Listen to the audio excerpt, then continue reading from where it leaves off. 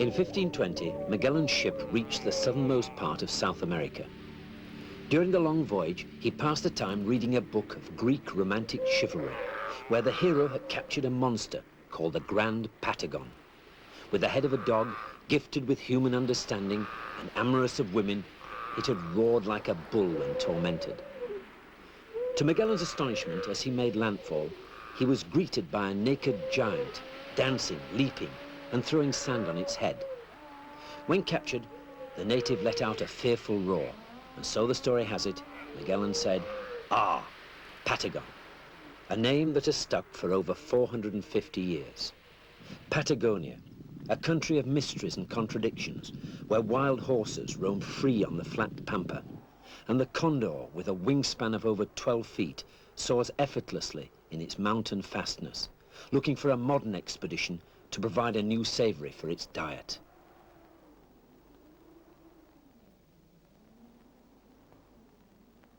Today, this remote land hides one of the least explored places in the world, the Patagonian ice cap, 9,000 square miles of crevassed ice. To winkle out its secrets, the modern explorer is more of a mountaineer than a mariner, and certainly more phlegmatic than Magellan. Mick Coffey is a steel erector from Wolverhampton. Leo Dickinson, our cameraman, had developed an exciting plan with Welsh mountaineer Eric Jones. They had bought 13 second-hand parachutes, taken a few jumps each to get the hang of it, and were to parachute into the middle of the ice cap. The Argentinian military attaché was very keen on the idea. When he had done it with an army regiment, they'd only lost 2 soldiers. He strongly recommended taking 2 extra men for the drop. They wanted to climb the mysterious Cerro Lautaro, a volcano in the middle of the ice field. As luck would have it, the Chilean authorities found their plan a bit too exciting and forbade the flight. Their parachute instructor was delighted with the news. Being skeptical of the plan, their experience and their equipment, he had asked for a souvenir postcard with simply 1, 2, or 3 on it, showing how many parachutes had opened. For our explorers, it was a disappointment, as it meant carrying everything on their backs, this time including the kitchen sink.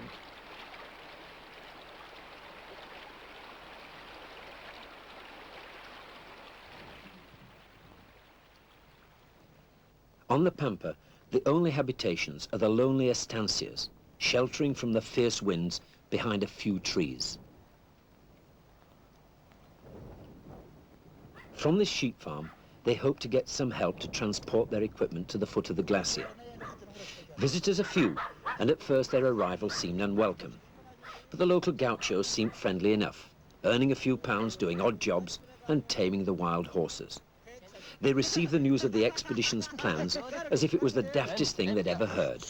But nevertheless, they promised to help and were soon riding off on the only form of transport that could tackle the terrain.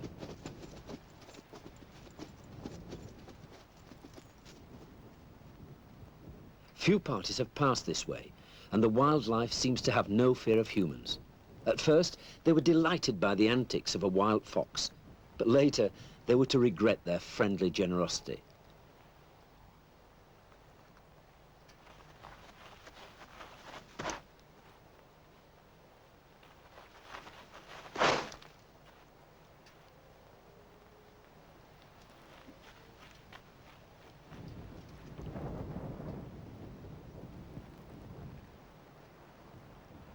The route onto the ice cap lay up the Marconi glacier. Instead of floating lazily through the air on their parachutes, they had to carry 700 weight of food and equipment up the jumble of ice towers and crevasses. Then the rains came, swelling the Electrico River, which came out of the Marconi glacier, of course, and driving them to shelter. They found a hut built by a monk some 40 years ago, and this gave them a reasonably comfortable environment to debate all the hard work in front of them. They had been joined by Ernesto O'Really, an Argentinian, so the arithmetic seemed simple. 4 people, each carrying 60 pounds, and they could be at the ice cap in 4 days, and even the weather was clearing. They had lightweight camping equipment, the best modern technology could devise that quickly dried out after the soaking. But something very worrying had happened in their food storage tent. It couldn't possibly be the fox. The tent had been sealed. It certainly wasn't a local gaucho. What was the point of burying all these tins and stripping off their labels? Whatever it was had come up from below.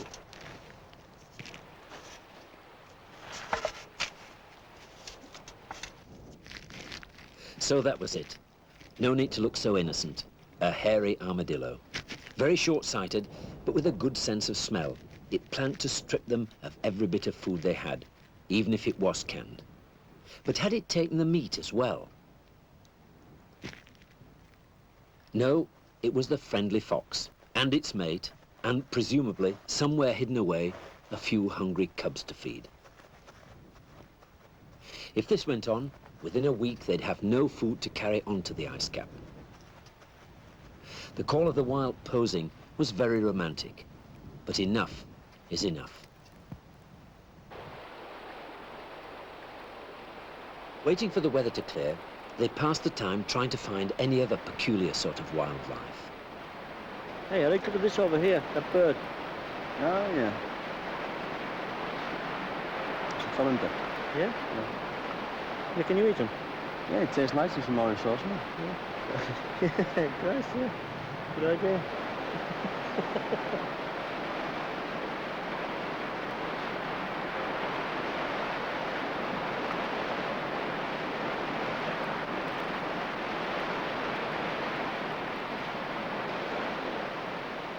With its outsized webbed feet, the torrent duck can swim up waterfalls and rapids, then whiz back down. Not surprisingly, its life expectancy in these waters is short, and it's almost extinct.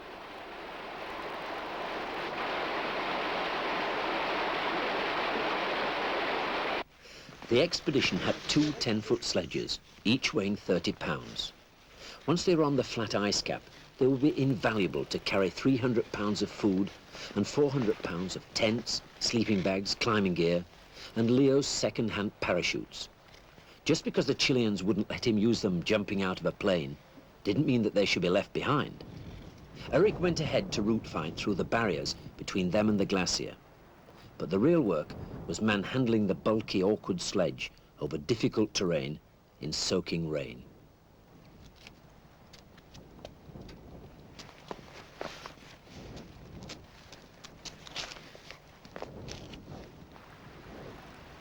It was a grueling job, mostly boring, sometimes difficult and dangerous.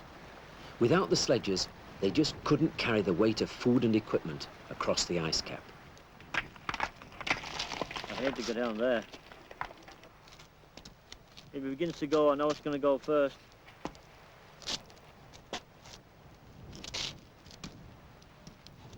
Soon they were forced onto the ice to weave a complex path through the crevasses.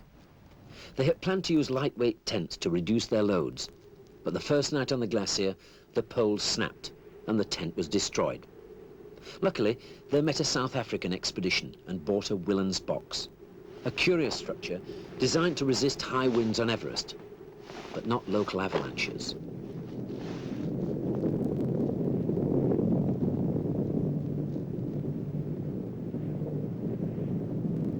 They were now in a new world, where in the breaks in the storms, dramatic peaks appeared, and each dawn, the sun gave an eerie effect before the wind brought in more cloud and rain. It had taken 18 days instead of the planned 4 to get their equipment onto the ice, and Ernesto had to return. The excitement was just about to begin for the rest of the party.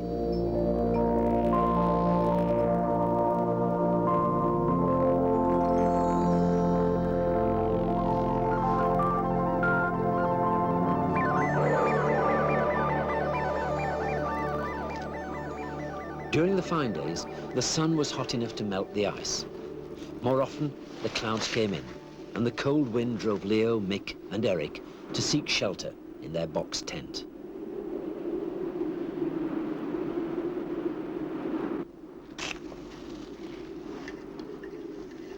Drinking their brews, they talked about that great original British explorer, Eric Shipton, who had crossed the ice cap before them.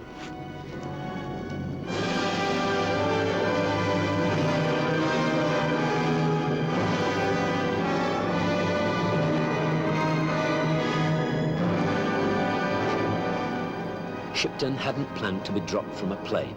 He'd persuaded the Chilean Navy to land him from a destroyer on the Pacific side. Using tiny rowing boats, he had passed carving glaciers to land at the head of a fjord. Eric Shipton was the protagonist of the small expedition that could maintain its flexibility by traveling light. His overriding policy was, if you don't definitely need it, chuck it away.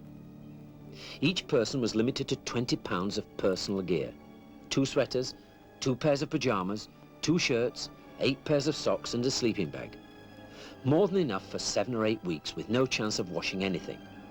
After all, if you only took 1 shirt, it would get a bit smelly after a month, and a change would be good for the morale of the whole party. From the damp and pleasant shore, they ferried loads up the glacier, then threaded their way through the crevasses to reach the plateau.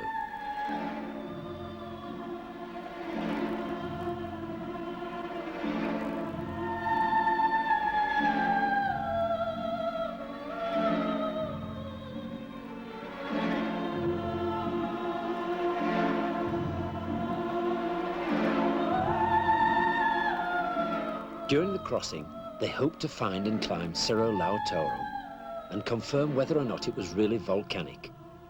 Even in the Himalayas, he hadn't met weather conditions as fierce as he encountered on the ice cap. Using totally outdated technology, Shipton's tent weighed 60 pounds and withstood the terrifying winds throughout the whole expedition.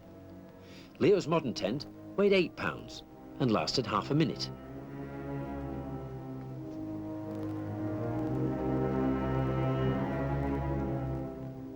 Over the ice cap, they were pulling over 600 pounds between the 3 expedition members. More often than not, they walked in thick cloud, and only occasionally did the mist clear to give them a glimpse of surrounding peaks. By astute navigation in thick fog and a fair quota of good fortune, they found the foot of Cerro Lautaro. But the weather was never good enough to climb it, and they made the long descent to the Pampa after almost 2 months on the ice.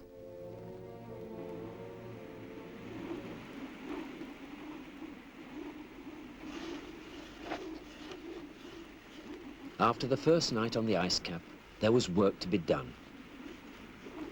Waxing the runners of the sledges so they would run easily on the snow, and sorting out the provisions.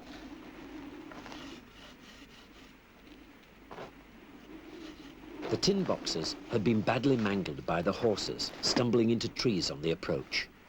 Each tin contained enough food for the 3 of them for 1 day. Their rations were less Spartan than Shipton's. Dehydrated meat and vegetables, tea, sugar, chocolates, cigars, and a quarter bottle of whiskey to flavour the coffee each night. However much the sledges weighed, they must be easier to pull than carrying this amount of gear on their backs. It really was a flat ocean of ice, with ridges and peaks rising above the surface like reefs and islands out of a flat sea.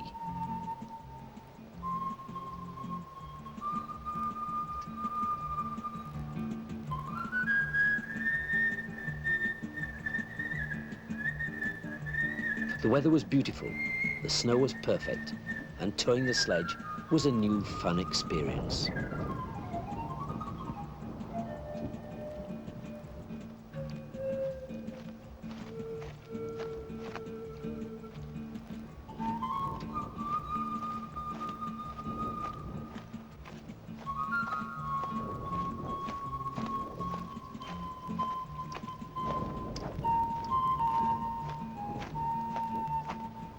As Leo filmed, Mick and Eric did their polar explorer bit. At first, the snow was firm, but as the day warmed up, the snow became softer, and the towing became backbreaking.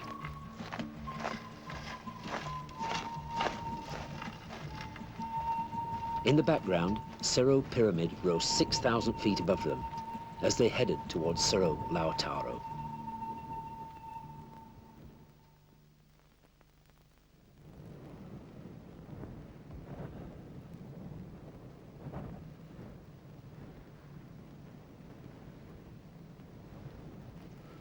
The next morning was fine again, and although they were anxious to be off before the snow softened, the freezing cold made them slow and lethargic.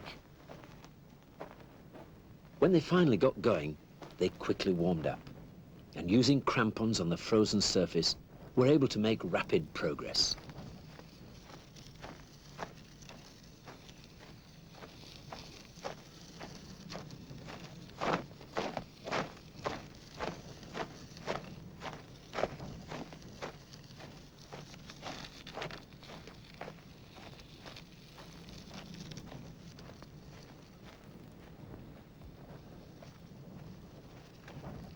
They towed their sledge, plodding together with synchronous monotony, and the Patagonian granite peaks loomed over the horizon. The bulky mass of Fitzroy, with its formidable vertical faces. And like an icy finger poking above the horizon, one of the most difficult mountains in the world, Cerro Torre. Then, without warning, the weather changed, and they were forced to pitch camp. For the first time on their trip, they were to test Don Willen's invention against the Patagonian wind, sweeping humid and cold from the Pacific to their west. As long as it was cold enough, there was only snow, but the temperature could vary, bringing heavy rain, which quickly froze, cementing food, equipment, and their tent onto the ice. Keeping their equipment from blowing away or disappearing under the ice was a cold task.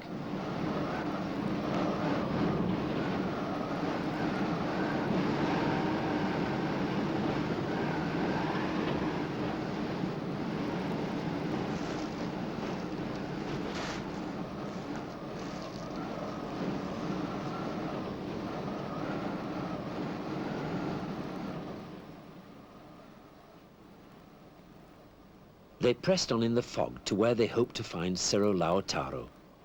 Then suddenly the mist cleared, and they could look over the peaks that surrounded them. Which was Lautaro? Where were they?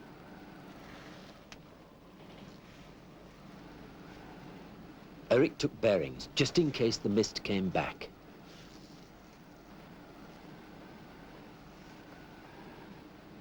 Then they saw it. No mistake. They could even see a faint plume of vapor, Lautaro. It was almost in the bag.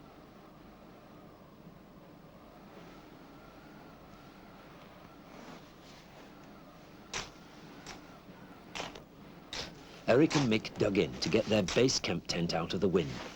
If it was blown away whilst they were climbing the peak, that would be the end for all of them.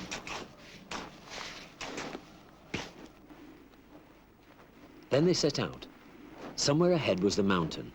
Even in this mist, they could hardly miss it.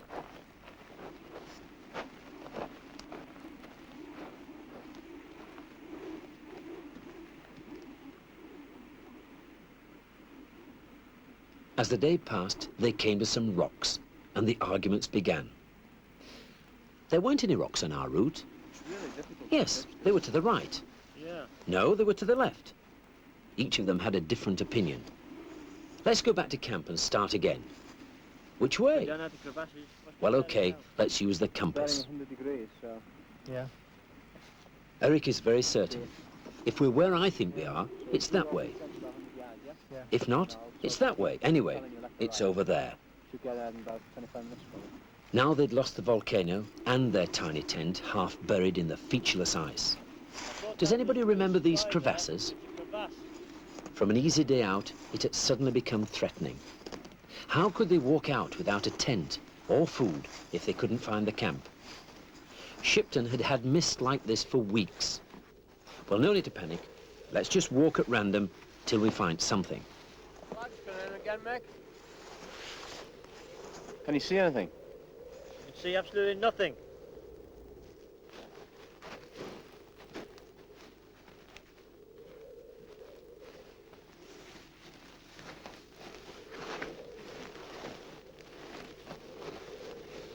Then they found one of the ski sticks they had stuck in the ice round their camp.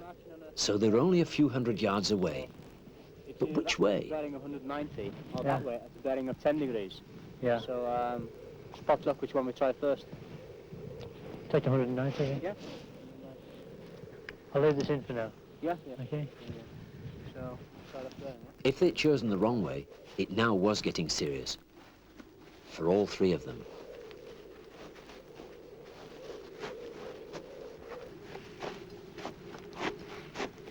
What a ridiculous way to die, wandering blind on a flat ice field. But their instincts had been right, and there was the box. If there'd been a blizzard and the box had been buried, they would never have found it. This time they were lucky. Next time, they'd just have to be more careful. Hello, look what we got here. I wonder where he's come from.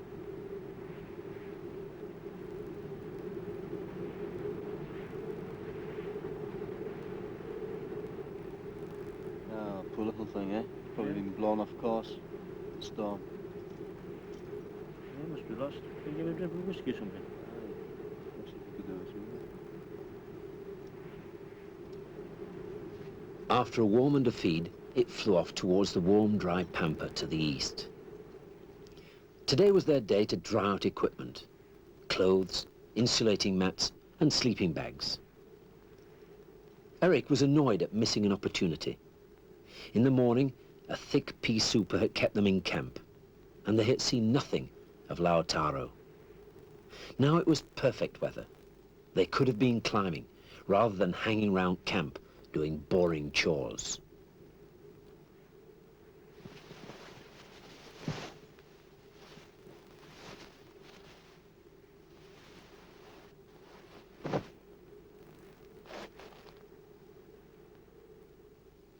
The sun-heated water reconstituted the dried food as they prepared for dinner.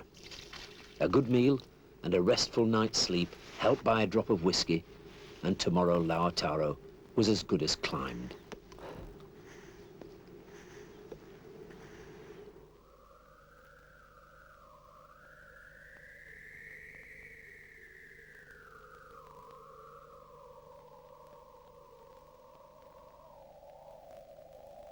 They started early the next day, and the wind seemed to be keeping the mists away.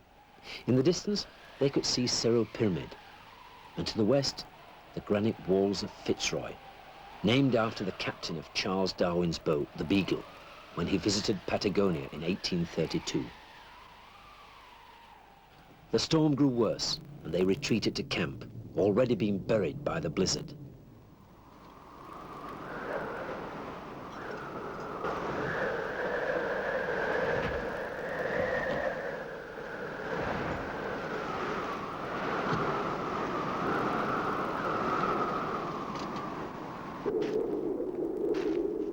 They were to be holed up in the storm for 2 weeks. Relatively secure in their Tyrolean box, they passed the time cooking, eating, and sleeping.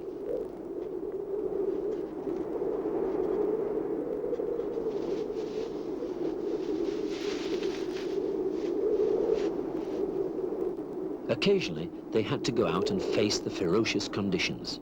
Firstly, to collect compact snow to melt for tea, soup, and soaking the dried cabbage.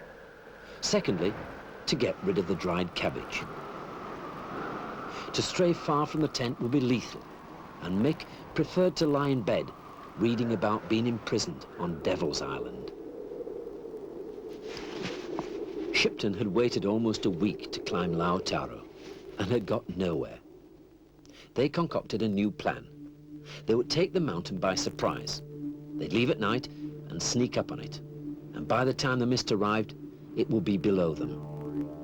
Well, that was the theory, and almost anything was better than another week in that damned box.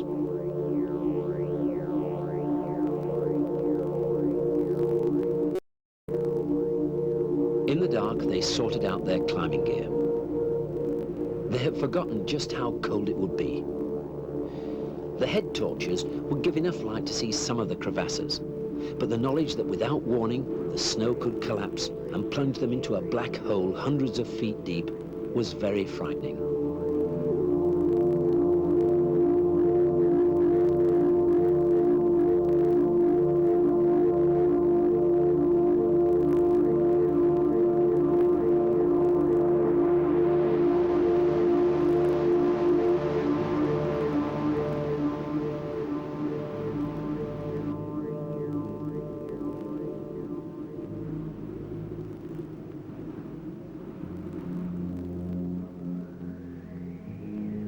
The dawn came up over Fitzroy, and they knew they'd made the right decision. With Eric in the lead, Mick holding his rope, and Leo looking after himself and taking film as best he could, they started the climb.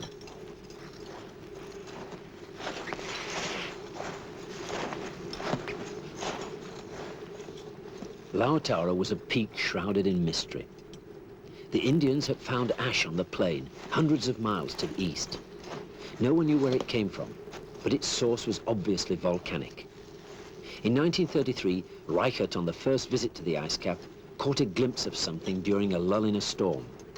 But it wasn't until 1960 that Eric Shipton saw the peak and vapor pouring from the black vents. It was obviously a live volcano.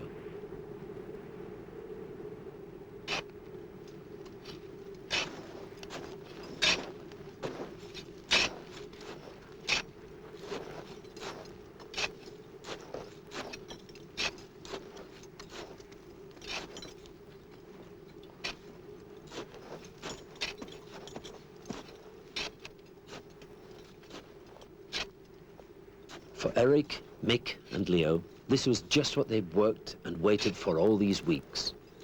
Although the climbing was straightforward, they were 100 miles from the nearest human, and the sense of isolation gave a new beauty to the ascent of this strange peak.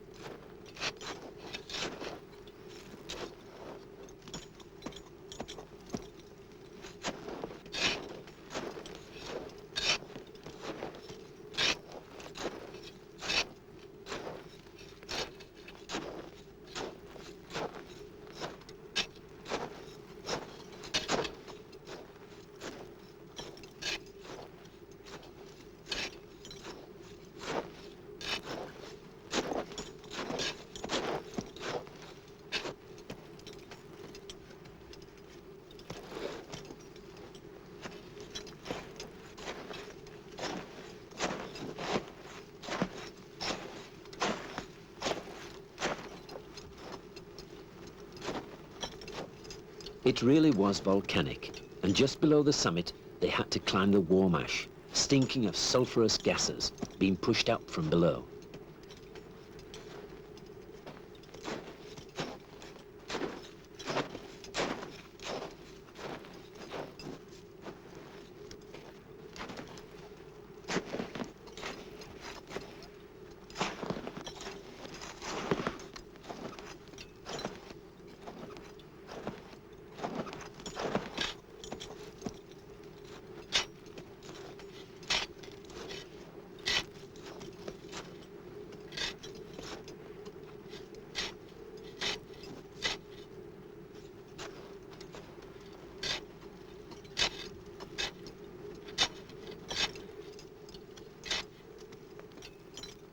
Never seen anything like it in all my life.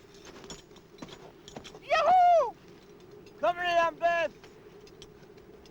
What does that mean? Where's my Bippo suit?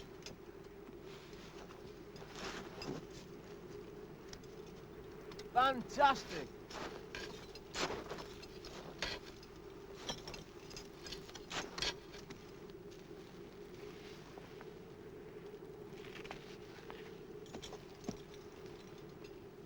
How do you feel sitting on top of Cerro Lautaro?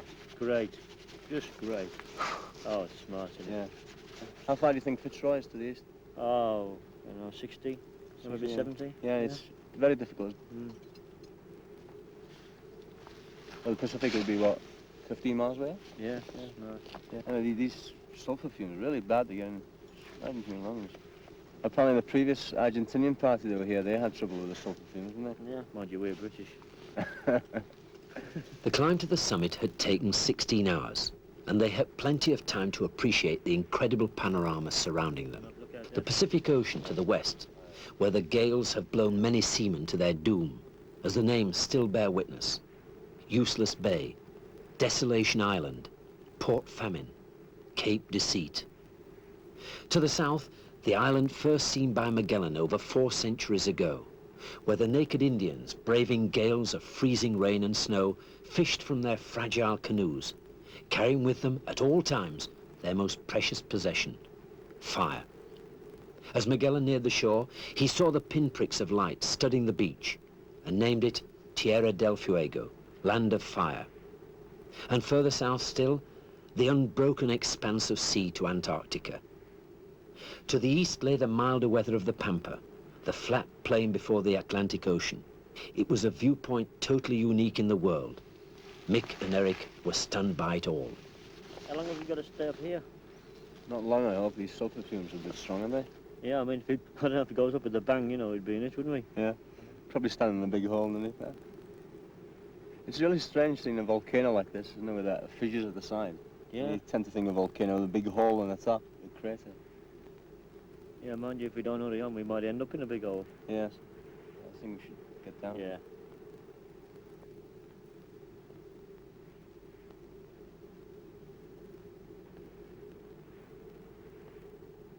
So the mysteries of Lautaro were resolved in a happy 24 hours of climbing, up and down. To the north they spotted another mountain, unmarked on any map, and the urge to be the first to climb an undiscovered peak was on them again. The mountain was 10 miles away, and happily the ice field was downhill in that direction. So instead of the slow, laborious business of towing the sledge, they decided to use their skis.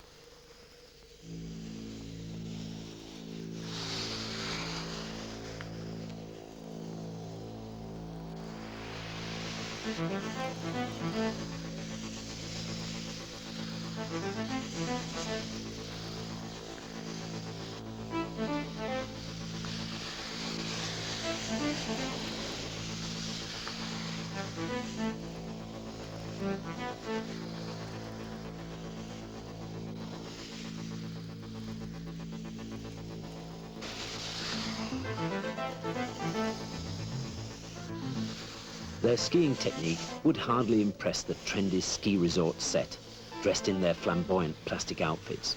But at least there was little chance of bumping into anyone, and the slopes were not worn out by the crowds.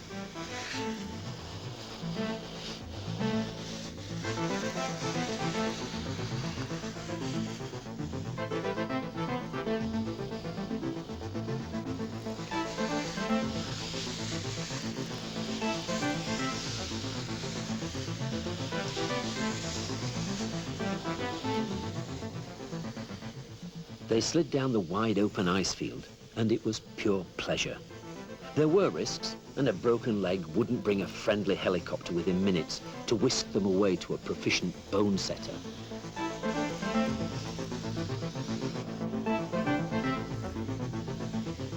And there was their virgin peak.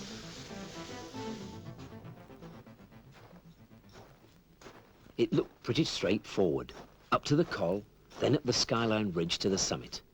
And what a perfect day to do it.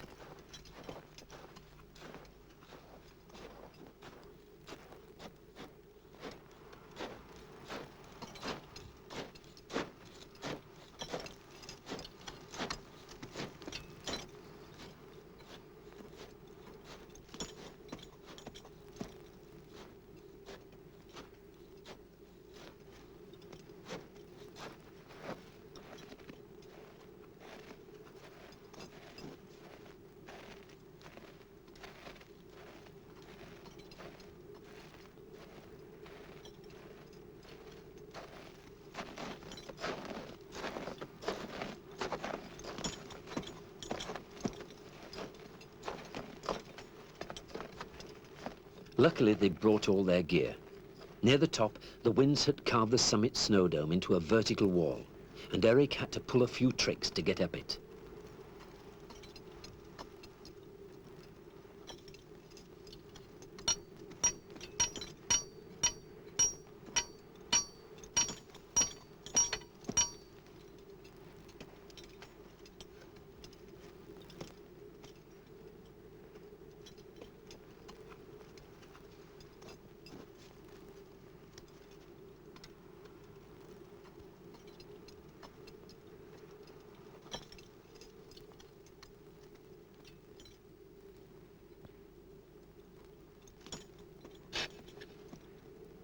Okay, Mick.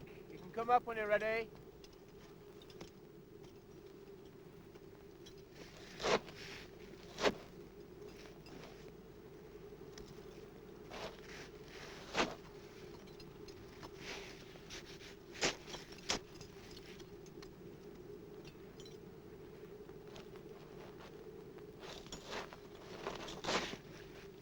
so the peak was climbed for the first time, and by tradition, they could give it a name.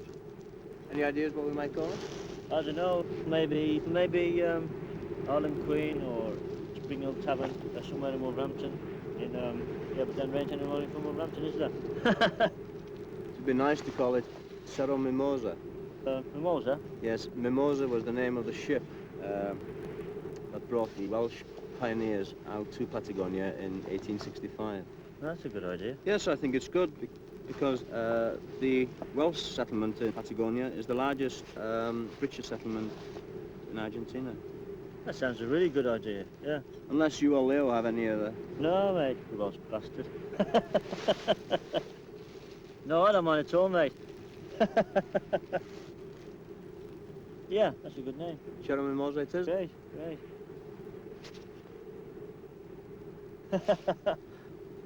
That's a good idea, yeah. That's a good name.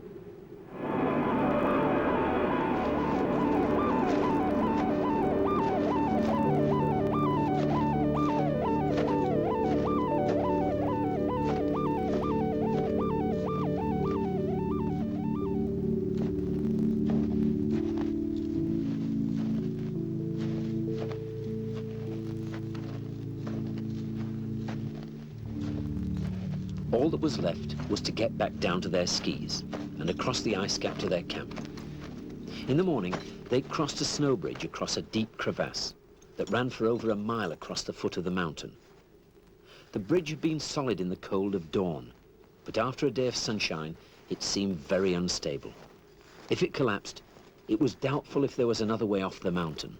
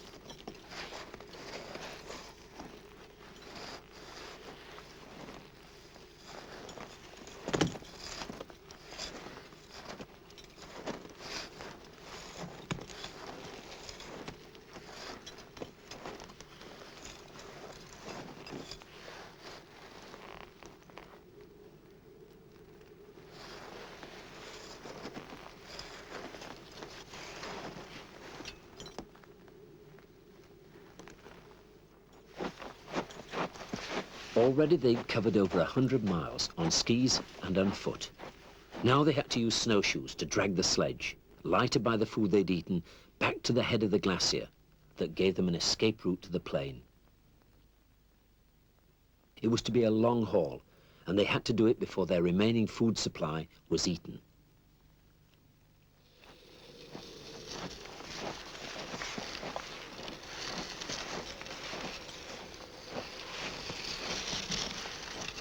While Eric and Mick laboured, Leo sat in comfort, planning his secret device.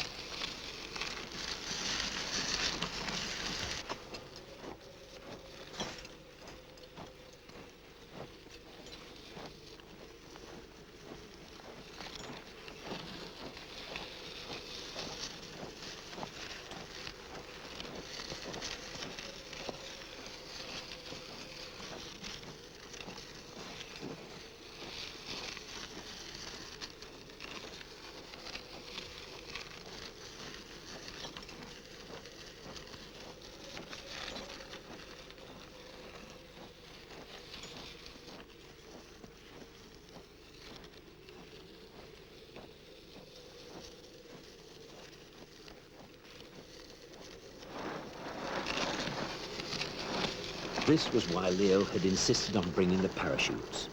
And to everyone's astonishment, the idea worked. At first, Eric and Mick ran alongside as the prevailing west winds gave power to the sledge. They were worried it might just get out of control and in a powerful gust disappear over the horizon.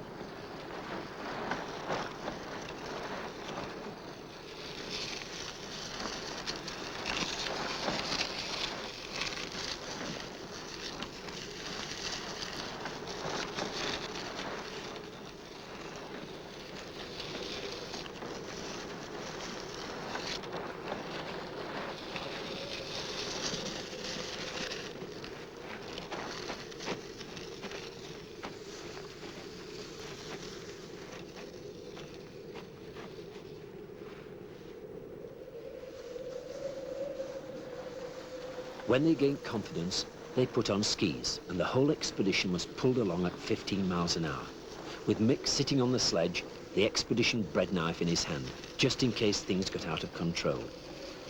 Eric did the hard work. The tension on the climbing rope, pulling a 500-pound load, was enough to break his neck as it whipped from side to side. It was Mick that fell under the sledge, but all that it did was press him into the soft snow.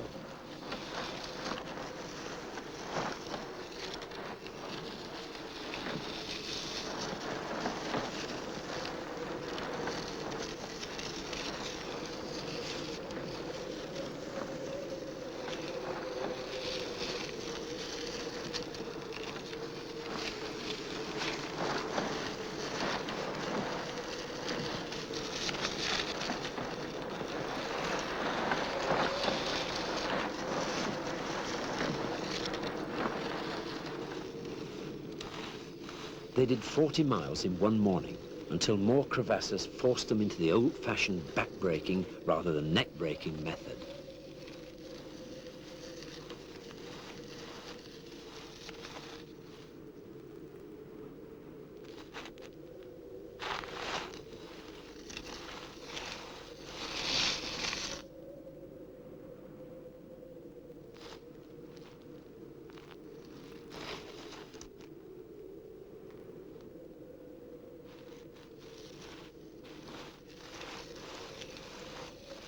The crevasses presented real problems for the sledge.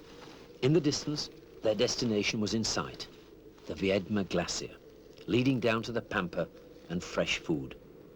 They knew there were more problems still to come.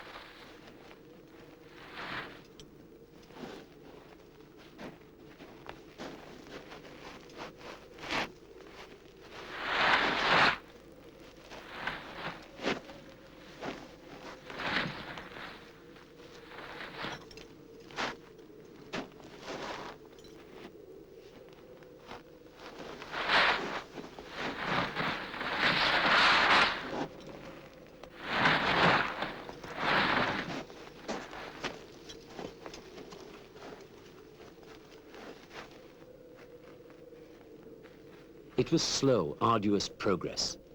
Nothing could be abandoned until they were sure the quick dash down the glacier would get them back to civilization before their food ran out.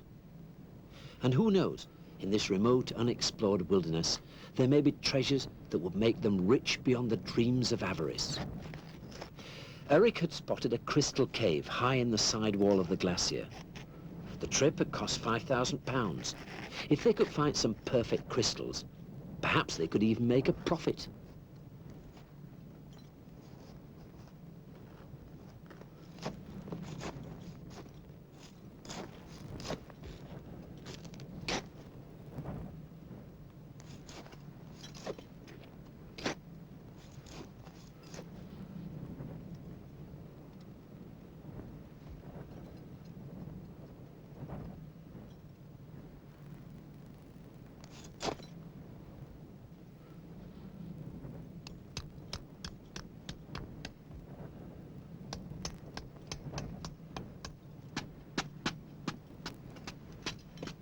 This really was treasure trove. Crystals bigger than any of them had ever seen. This one weighing over 300 weight. They were rich, or would have been if it hadn't fallen into a crevasse on the way back. But just one of these could sell for up to £500. It all seemed to go towards making a happier trip even happier, with crystals like these to put on your mantelpiece.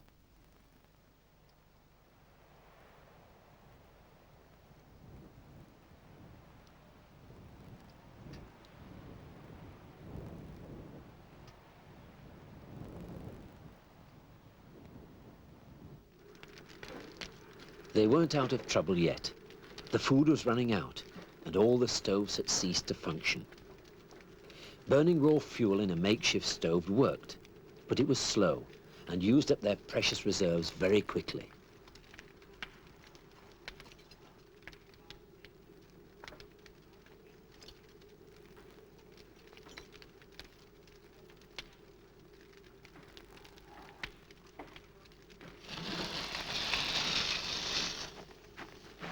Now they were onto the dry glacier ice, and the sledge became more and more a cumbersome burden, a mirror of the problems they'd had on the way up, but at least it was kind of downhill.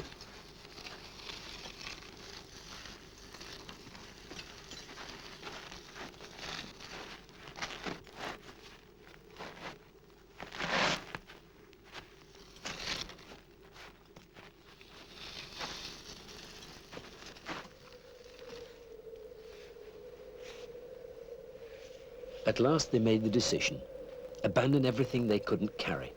The sledge, stoves, some tents, climbing gear, and the food that needed cooking. And with a few chocolate bars, force march to the Pampa, through whatever the Patagonian weather could throw at them.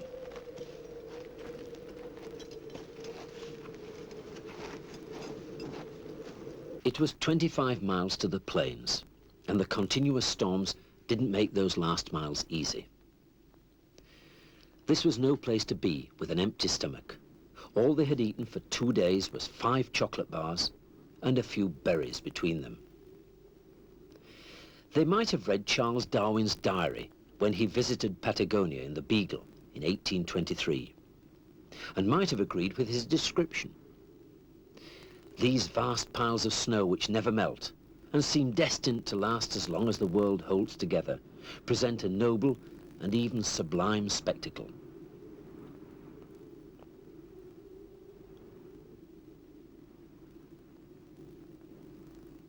As they neared the end of the glacier, the dramatic icy ramparts made no impact on them.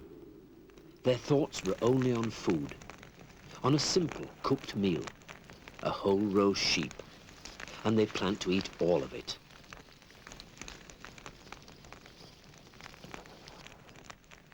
The local gaucho was delighted to sell and cook a sheep for them, and was intrigued to see what would happen if they managed to eat all of it.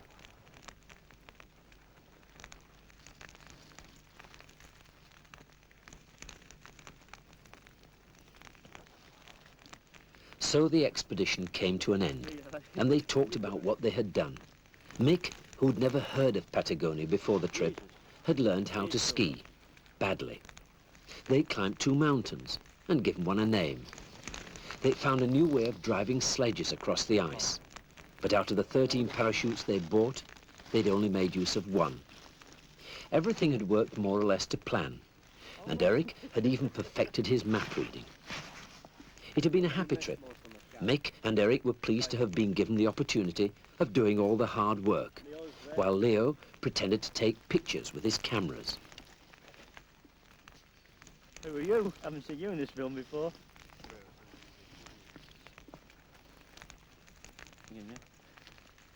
As the wine flowed and they grew more elated by their success, Mick Coffey summed up what it had all been about. This is what I call living.